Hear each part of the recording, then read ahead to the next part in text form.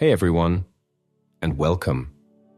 Have you ever looked at a map and felt like something was missing? I don't mean a new subdivision, but a huge fundamental piece of the country's circulatory system. What if I told you an entire interstate highway was built, paved, and then deliberately, meticulously erased from existence? My journey into the story of America's Phantom Highway began in a dusty antique shop in Elko, Nevada. I was hunting for old photographs of the Transcontinental Railroad, but my eyes caught a rack of folded road maps from the 60s and 70s.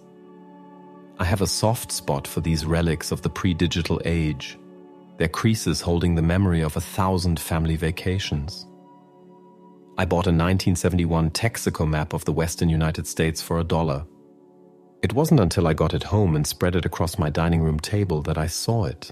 There, bisecting the vast, empty expanse between Winnemucca, Nevada, and a point just south of Boise, Idaho, was a bold red line labeled I-92. It was drawn with the same confident authority as I-80 or I-15, a finished, completed artery of the national highway system. I blinked, confused. I've driven that part of the country more times than I can count. There is no Interstate 92. The main route is US 95, a lonely, often two-lane road that snakes its way through the high desert. An interstate, a multi-lane controlled access freeway, would be a monumental piece of engineering through that terrain. It would have changed the very nature of travel in the Great Basin. I pulled out a modern map. Nothing. I went to Google Maps. Nothing. I checked official lists of current and decommissioned interstate highways. No I-92. It never existed. And yet there it was, on a mass-produced map from a major oil company. An error? A proposed route that was never built? That was my first assumption. Proposed highways appeared on maps all the time, usually as dotted lines with a proposed or under construction disclaimer. This was different.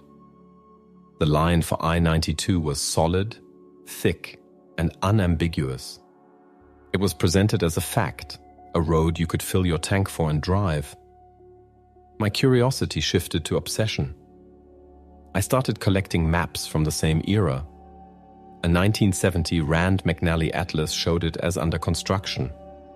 A 1972 ESO map, just like the Texaco, had it as a solid, completed highway. But by 1975, it was gone from all of them.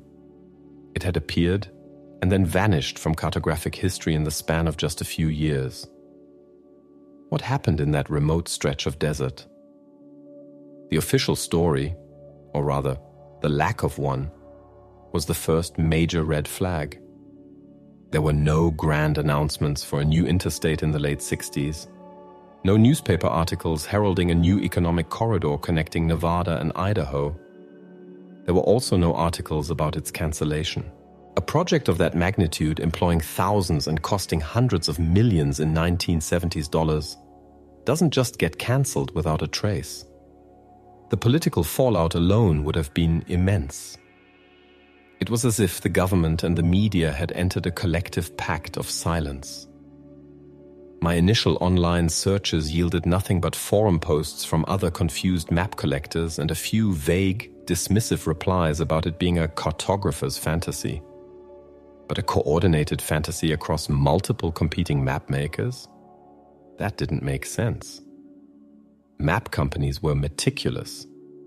An error of this scale was professionally embarrassing and costly. No, this felt different. This felt deliberate. I decided to start where the Phantom Road did, the desolate, sagebrush-choked plains north of Winnemucca. The first few days were fruitless. I drove the winding path of US 95, scanning the horizon for any sign of a massive abandoned roadbed. An interstate highway leaves a scar on the land that can last for centuries. The grading alone, the process of leveling the terrain, would be visible.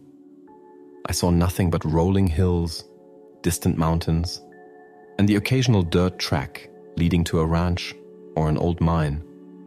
The desert, it seemed, was keeping its secrets.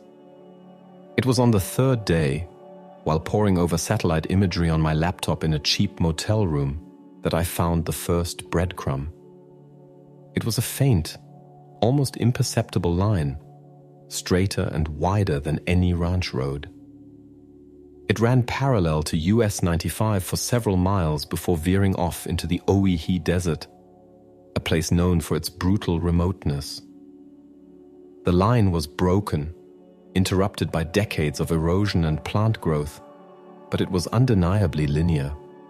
It had the gentle, sweeping curves characteristic of a modern highway, engineered for high speeds. Following it on the screen, I traced its path northward, a ghostly trail across hundreds of miles of empty terrain.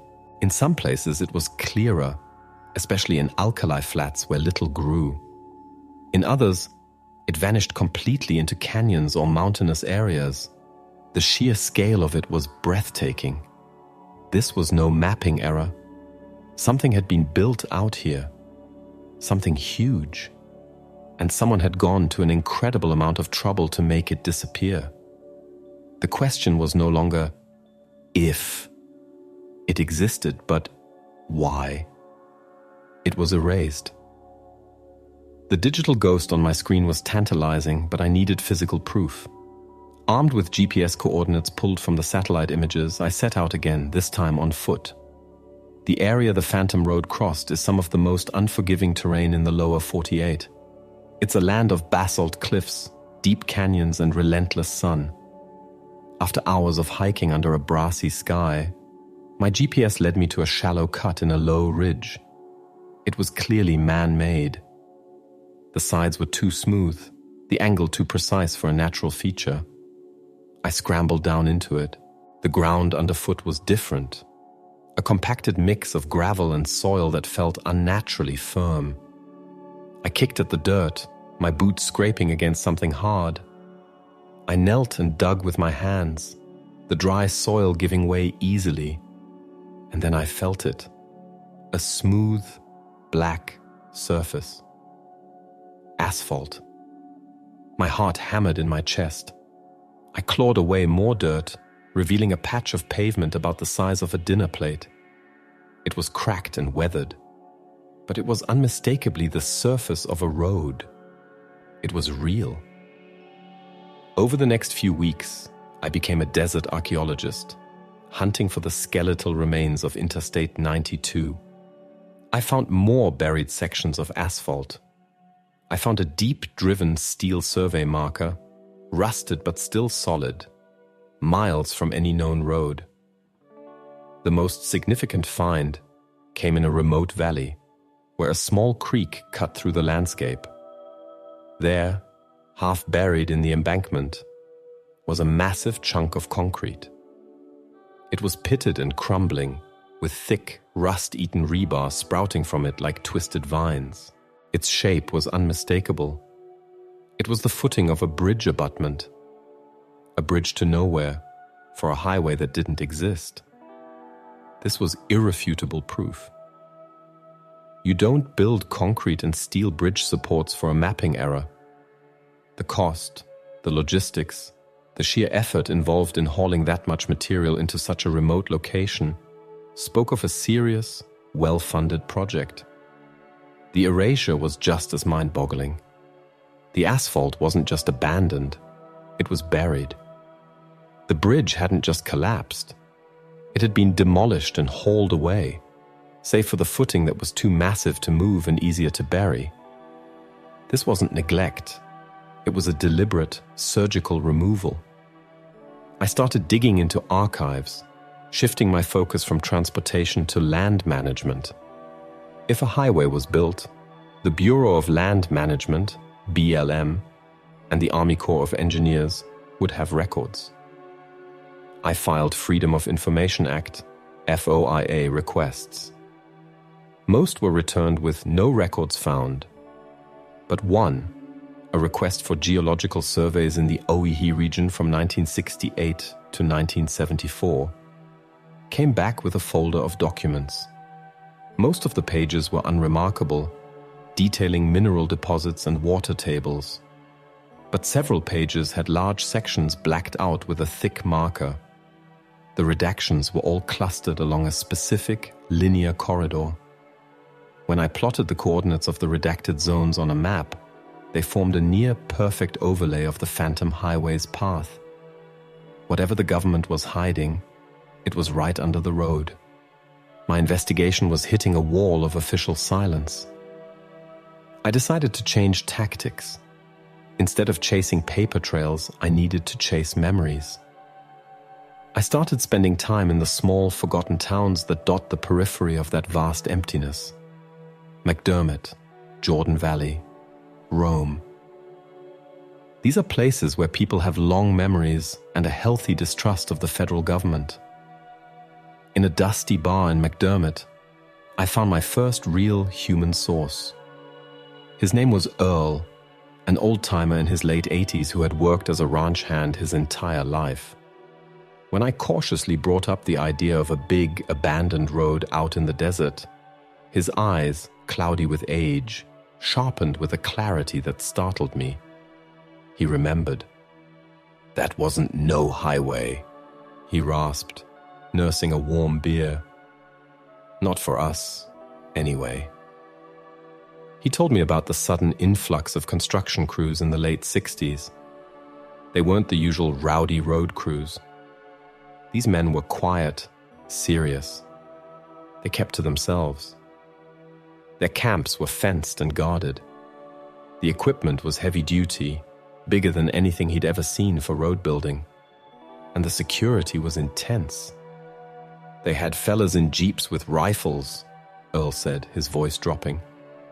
Told us it was a geological survey. But you don't need armed guards for a survey. We all figured it was something for the AEC, the Atomic Energy Commission. The name sent a chill down my spine. The AEC was the precursor to the Department of Energy, and in the Cold War era, their name was synonymous with nuclear testing, secret facilities, and vast off-limits tracts of the Nevada desert. The Nevada test site was just a few hundred miles to the south. If the AEC was involved, this was no ordinary highway. Earl said the strangest part was the end. It wasn't a gradual shutdown, it was abrupt. One day they were working full bore, sun up to sundown. The next, all the big equipment was gone, vanished overnight. Then a whole new bunch of crews came in, and they started tearing it all up, ripping up the blacktop they'd just laid down. It was the damnedest thing I ever saw. The story was consistent. A secret, high-security construction project, followed by a frantic, equally secret deconstruction. This wasn't about building a road anymore. It was about hiding something. The blacked-out geological surveys, the AEC connection, the armed guards. The pieces were starting to form a terrifying picture. Interstate 92 wasn't a road for tourists. It was a logistical lifeline for something top secret, something built deep in the desert, far from prying eyes. And something went horribly wrong. Earl's testimony was a breakthrough. The link to the Atomic Energy Commission reframed the entire mystery. This wasn't a failed civil engineering project. It was a matter of national security. The Cold War was a time of immense, clandestine construction projects, many of them hidden in plain sight. An interstate highway was the perfect cover.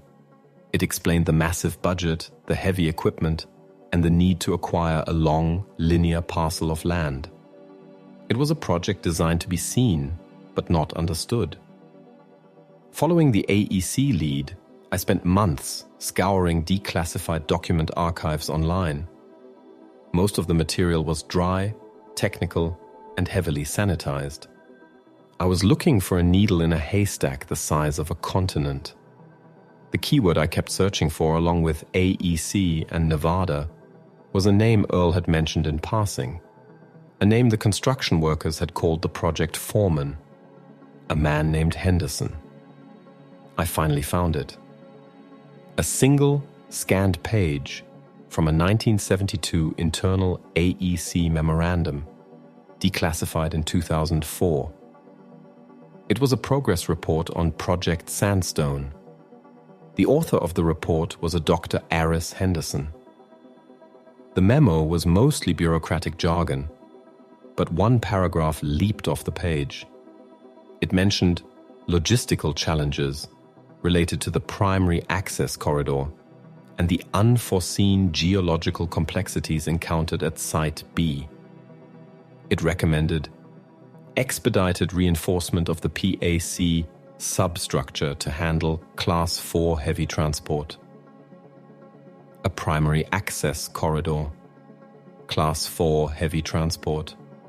This wasn't for moving cars.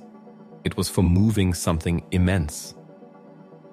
Nuclear weapons components, tunnel boring machines, an entire underground facility. The term Site B was also a classic piece of bureaucratic obfuscation, a placeholder for a location that dared not be named. The most chilling part of the memo was a handwritten annotation in the margin, initialed AH, Aris Henderson. It read, "Sub-level instability is a concern. The lithostatic pressure calculations may be insufficient. We may have disturbed something." Disturbed something. The words echoed the vague unease in Earl's story and the blacked-out sections of the geological surveys. The puzzle was becoming clearer and darker. The highway, I-92, was the primary access corridor. It was being built not as a public thoroughfare, but as a private, heavy-duty military road leading to a secret underground installation, Site B. The intense security, the odd crews, the sheer scale of it all made perfect sense in the context of a Cold War nuclear project. This would have been a sister facility to places like the Nevada test site or the Hanford site, but perhaps with a different, more sensitive purpose. A deep earth command and control bunker, maybe? A second strike launch facility designed to be undetectable? I managed to track down a retired professor of political science from UNLV who had made a career out of studying the AEC's land use in the West. When I contacted him, he was initially dismissive. But when I mentioned Project Sandstone and Aris Henderson, there was a long pause on the other end of the line. He agreed to meet me, but only in a public place, and strictly off the record. We met at a noisy casino coffee shop in Las Vegas. He was a frail man with sharp, intelligent eyes. "You're chasing a ghost that a lot of very powerful people want to stay a ghost," he began, without any preamble. He explained that during the 1960s there was a strategic push to decentralize America's nuclear command and control infrastructure. The fear was that a single, decapitating strike on Washington, D.C., or the known command bunkers like Cheyenne Mountain could paralyze the nation. The solution was to build multiple, smaller, deeply buried continuity of government facilities in remote locations. "Project Sandstone, as I understand it," he said, lowering his voice, "was the most ambitious of them all. They weren't just building a bunker. They were trying to hollow out an entire mountain from the inside, creating a subterranean base that could house thousands and operate independently for months. The location in the Owyhee Desert was chosen for its geological stability, or so they thought, and its isolation. Interstate 92 was the umbilical cord, the only way to move the colossal tunnel boring machines, the prefabricated structures, the nuclear reactor components, and the thousands of personnel needed for such an undertaking. It was a road to Armageddon's last refuge. "So what happened?" I asked. "Why tear it all down?" The professor sighed, stirring his coffee.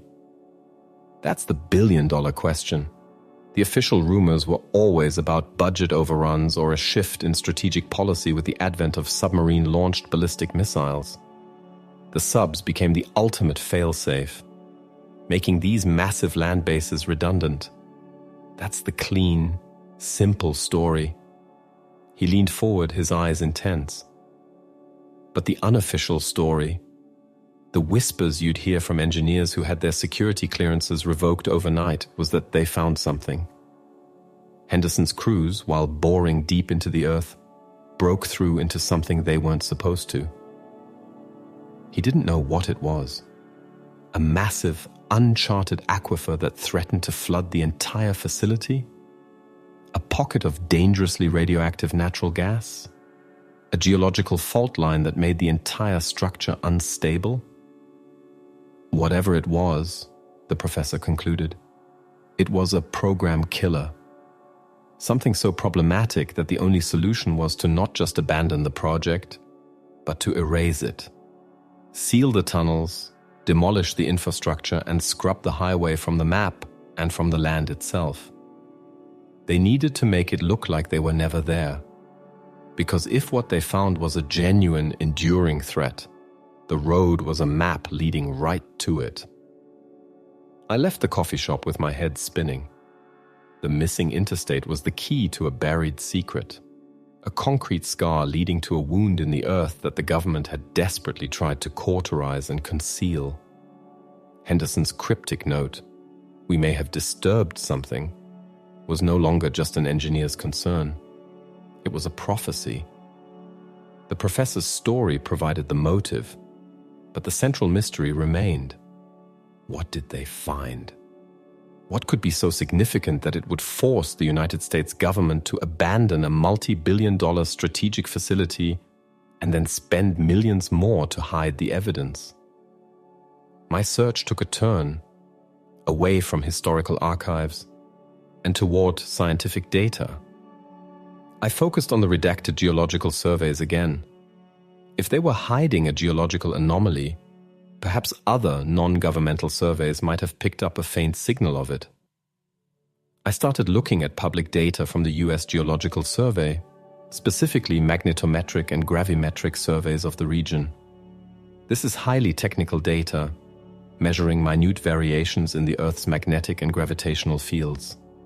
For weeks, I saw nothing but noise. Then, I found it. A 1998 survey, conducted for academic purposes, showed a bizarre anomaly right in the heart of the I-92 corridor. It was a massive negative gravity anomaly, meaning the mass in that specific area was significantly lower than the surrounding rock. This often indicates the presence of large, empty spaces underground, caves. But the scale of this was off the charts. It suggested a void, or a series of interconnected voids, of a truly colossal size, far larger than any known cave system on the planet. Furthermore, the same area showed a subtle but distinct magnetic disruption. The data was so strange that the authors of the study had flagged it as a probable instrument error. But it wasn't an error. It was the unforeseen geological complexity from the AEC memo. The government's secret project hadn't just stumbled upon a cave. They had stumbled upon a subterranean world. I needed an expert to interpret this, so I reached out to a geologist at the University of Idaho, a woman named Dr. Evelyn Reed, who specialized in volcanology and large-scale cave systems, a field known as speleology.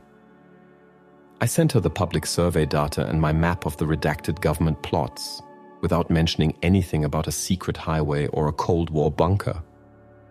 Her reply was immediate and excited. She dismissed the instrument error theory.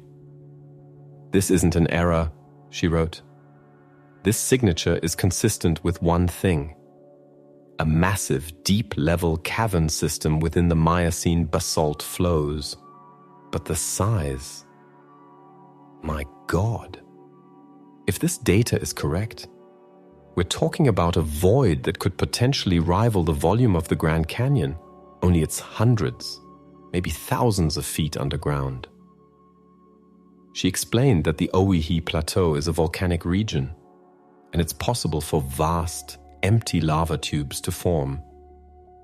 However, a system of this magnitude was unheard of. It would be the single largest geological discovery of the century. When I finally told her the full story, the Phantom Highway, Project Sandstone, the AEC, she fell silent for a long time. "It all makes a horrifying kind of sense now," she said finally. "They were building their bunker, drilling deep, and they punched a hole right into the ceiling of this mega cavern." The implications were staggering. First, the structural instability. You can't build a massive nuclear-proof facility on top of a giant hollow space. The entire project would have been compromised from the moment they breached it. Henderson's fears about lithostatic pressure were well-founded. They had weakened the rock holding back the weight of a mountain. But it was more than that. Dr. Reed pointed out that such a massive, isolated, and ancient system could harbor a completely unique ecosystem. "Think about it," she said, her voice filled with a mix of scientific awe and dread. An environment sealed off from the surface for millions of years. No light, unique atmospheric composition, potentially unique microbiology. When they broke through, they wouldn't have just found a cave. They would have found a new world. This was the program killer. The discovery would have been a scientific bombshell, a biological and geological treasure of unimaginable value. And the AEC, a secretive organization focused on weapons and national security, would have been the absolute worst possible entity to find it. Their protocol wouldn't be to study it, it would be to contain it. The risk of biological contamination, either of the surface by unknown extremophile microbes from the cave, or of the cave by surface organisms, would have been paramount. The existence of such a place would attract endless attention. It would be impossible to keep secret. So they made a choice. They plugged the hole they had made, sealed the tunnels with as much concrete as they could pour, and then they erased the road that led there. Interstate 92 had to be removed because it was a giant arrow pointing to the biggest secret on the continent. The disappearance of the highway wasn't just about hiding a failed military project. It was about hiding a world-changing discovery. The fear wasn't just that someone would find their bunker. The fear was that someone would find what was beneath it. The men who ripped up the asphalt and demolished the bridges weren't just construction workers. They were pallbearers, burying a discovery so profound that it had to be forgotten. The silence in the official records was the sound of a door being locked and the key being thrown away. The ghost on the satellite images was the lingering shadow of that door. The revelation of the colossal cave system, a hidden subterranean world, was the linchpin. It explained the sudden stop, the frantic erasure, and the absolute wall of silence. The government hadn't just encountered an engineering problem. They had stumbled upon a fundamental secret of the planet. My next step was to find someone who had been there, someone from inside the project. This was the ultimate long shot. Most would be dead. The rest would be bound by security oaths they would take to their graves. The name Aris Henderson, the project leader, was my only lead.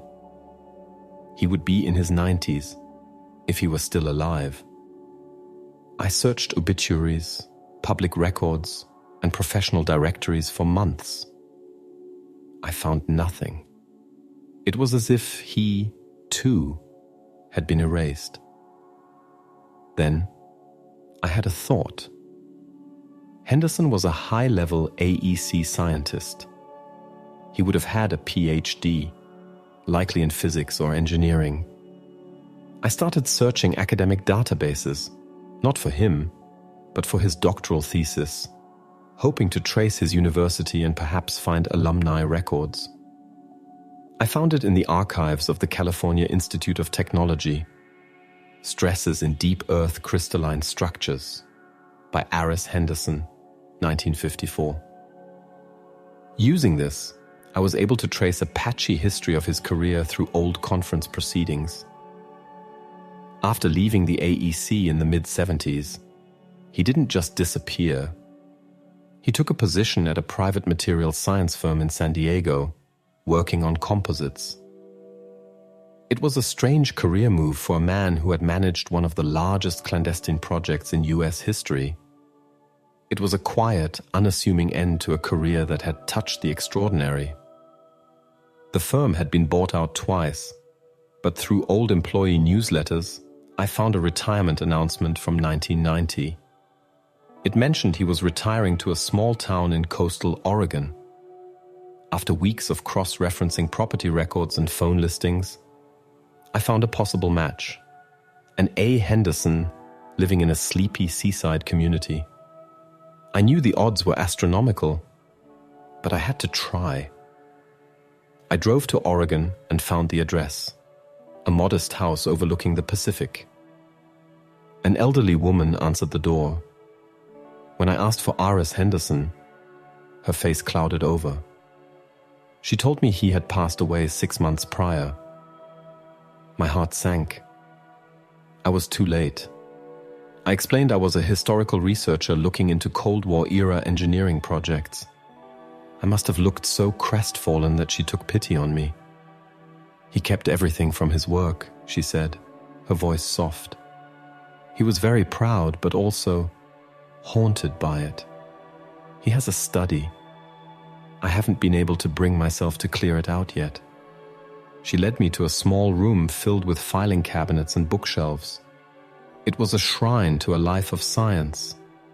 And on the desk, there was a stack of personal journals.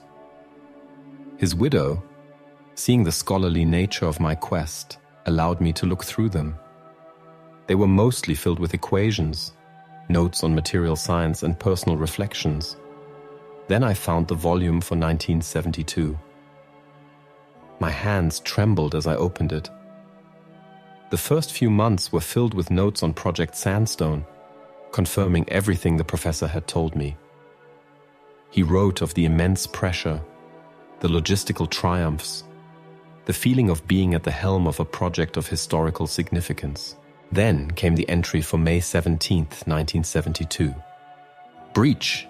TBM-3 broke through at 0417. We didn't hit a pocket. We hit an ocean of air. The initial laser measurements are nonsensical. The void is immeasurable. We have pierced the skin of something ancient. The subsequent entries were a torrent of awe, fear, and scientific wonder. They lowered probes with cameras and atmospheric sensors. The air is warm, humid, and rich in methane and other gases not in our atmosphere. The pressure is higher than the surface, which explains the constant outgassing we are experiencing at the breach site. The darkness is absolute. They picked up strange seismic readings from the cave floor, rhythmic pulses that they couldn't explain. But the most terrifying discovery was biological. The probes came back with microscopic life forms attached to them, organisms unlike any known science. They were not carbon-based in the way terrestrial life is. They seemed to be silicon-based, thriving in the high-pressure, methane-rich environment. They are not just extremophiles, Henderson wrote. They are a separate genesis, a second tree of life on our own planet. To reveal this is to rewrite biology, philosophy, religion. To contaminate it would be a sin of cosmic proportions. To contaminate us is a national security risk beyond calculation. The decision from Washington was swift and brutal. The project was to be terminated immediately. The breach was to be sealed using a multi-stage process, culminating in the detonation of a small tactical nuclear device deep in the access tunnel. Not to destroy the cave, but to fuse the rock, to turn the mountain into a solid, glass-plugged tomb. Project Sandstone's new, final purpose was to entomb their own discovery forever. The final entries in the journal were filled with despair. I have seen a universe beneath our feet, and my life's work is now to bury it. We are not engineers anymore. We are jailers for a secret that must never be told. And then the final, chilling sentence on the matter. The road was our greatest achievement and our greatest mistake. It is a map to the Forbidden Kingdom. We will unmake it. We will salt the earth. We will leave nothing but a ghost for future generations to chase. I closed the journal, the weight of the words pressing down on me. I had found the answer. It was more profound and terrifying than I could have ever imagined.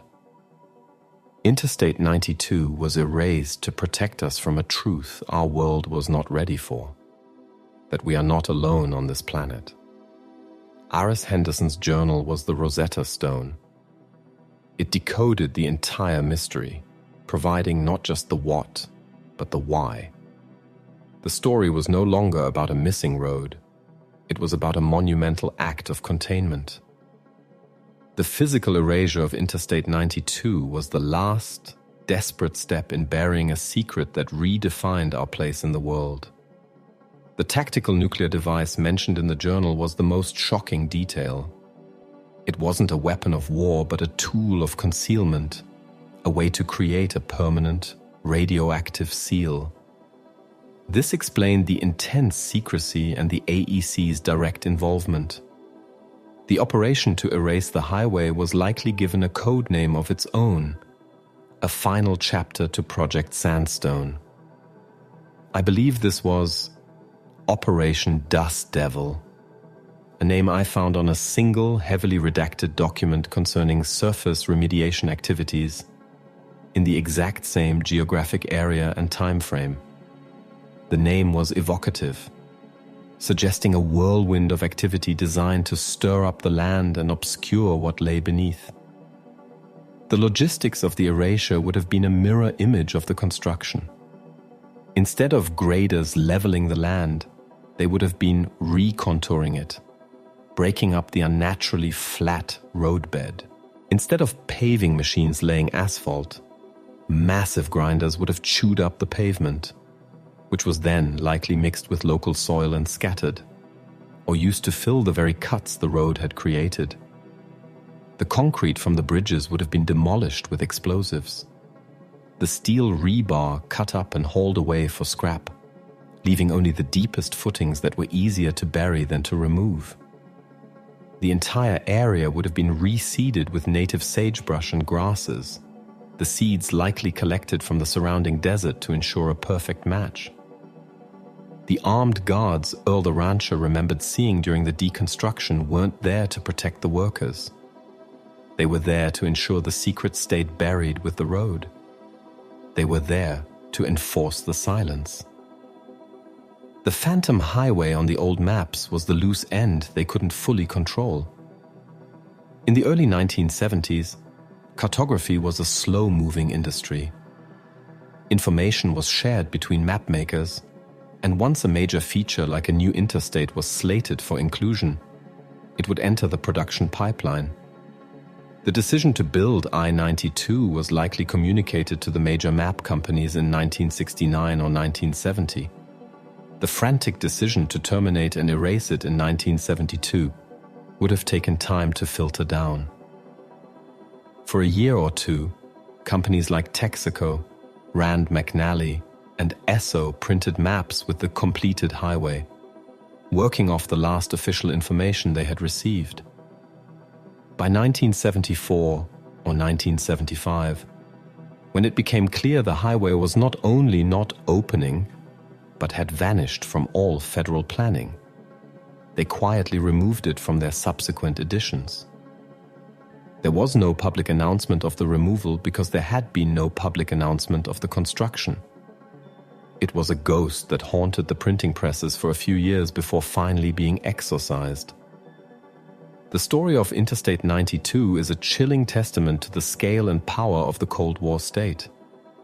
It shows a government capable of building monuments and then unbuilding them, of moving mountains and then pretending they had never been touched.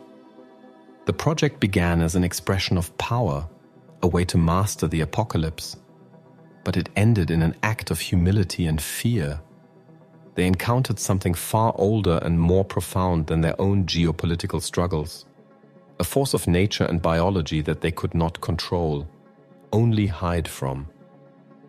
The entire saga was a perfect storm of ambition, discovery, and terror. The ambition to build an unbreakable command center. The discovery of a lifetime, or a genesis, and the terror of the unknown consequences of that discovery. Dr. Evelyn Reed, the geologist, was sobered when I shared the details from Henderson's journal. "A silicon-based ecosystem," she murmured. "It's theoretically possible, but to find it would mean life is not the chemical fluke we think it is. It's a universal imperative that adapts to its environment." Sealing it off was, "I don't know if it was the right thing to do, but I understand it. It's the ultimate prime directive. You don't interfere with what you can't possibly comprehend." Today, the land where I-92 once ran is silent. The desert is slowly reclaiming the faint scars. The wind whispers through the sagebrush, carrying no hint of the colossal machines that once roared here, or the profound secret that lies sealed in glass and rock thousands of feet below. The rhythmic seismic pulses that Henderson recorded in his journal are probably still there, a faint heartbeat of a hidden world dismissed by geologists as background noise. The story leaves us with unsettling questions. The government chose to bury this truth, believing it was too dangerous. Were they right? And if they could hide a project of this magnitude, hiding a highway in a subterranean world, what else have they hidden? What other map errors or instrument glitches are out there, masking truths we are not meant to see? The missing interstate is more than just a historical curiosity. It's a reminder that the world we see on the surface is not always the whole picture. It's a challenge to the very maps we use to define our reality. It proves that the greatest secrets are not written in redacted documents, but are buried under our feet, waiting. The legacy of Interstate 92 is one of profound and deliberate absence. It's a story defined not by what is there, but by what is not. The successful erasure of the highway is, in its own way, a more impressive feat of engineering than its construction. To build is human, but to unbuild so completely, to remove a scar from the face of the earth, is an act that borders on the godlike. It required a level of secrecy, coordination, and brute force that is difficult to comprehend today. The final phase, Operation Dust Devil, would have been a masterpiece of reverse logistics. Every truck that had carried materials in now carried wreckage out. Every blueprint was burned. Every worker was debriefed, sworn to a silence reinforced by the very real threat of treason charges, and scattered to other projects across the country, their shared experience, a secret they could never acknowledge. The psychological toll on the men involved, especially scientists like Aris Henderson, is perhaps the most tragic part of the story. Imagine being the first human to glimpse a new genesis of life, a discovery that would place you in the pantheon of Galileo, Darwin, and Einstein, only to have your mission be to entomb it forever. Henderson's life after the project, his retreat into the quiet world of private material science, was not a retirement but a form of self-imposed exile. He could never speak of his greatest achievement, which was also his greatest burden. His journal was a confession, a final attempt to leave a record for a future he hoped would be ready for it. What exists in that sealed cavern today? Is the silicon-based ecosystem still thriving, unaware of the brief, violent intrusion from a world of light and carbon? Did the nuclear detonation meant only to seal the tunnel cause unforeseen fractures, slowly poisoning the pristine environment with radiation? Or did the seal hold, preserving the forbidden kingdom in its timeless stasis? These are questions without answers, and the government that created them has ensured it will stay that way. The official record remains pristine. No Project Sandstone, no Interstate 92. To any official inquiry, the answer is a simple, bureaucratic denial. No records found. The few remaining witnesses, old ranchers like Earl, are dying out, their memories fading into local folklore, dismissed as tall tales. The story of the Phantom Highway has become just that, a phantom. But the evidence, for those who know where to look, is still there. The faint linear scar on satellite photos, the buried chunk of a bridge abutment, the anomalous dip in the planet's gravitational field, the old Texaco map in my office. Each is a small piece of a truth that refuses to be completely buried. The story serves as a cautionary tale. In our quest for knowledge and security, we can sometimes stumble upon things that challenge the very foundations of our understanding. The AEC, in its hubris, sought to conquer the Earth, to build a fortress immune to nuclear holocaust. Instead, they were rendered humble by a force of nature far more powerful and ancient than any human weapon. They set out to build a monument to their power, and ended up building a tomb for a truth they could not handle. This investigation has changed the way I see the empty spaces on the map. I no longer see them as just vacant land. I see them as places that might be empty for a reason, places where secrets are kept.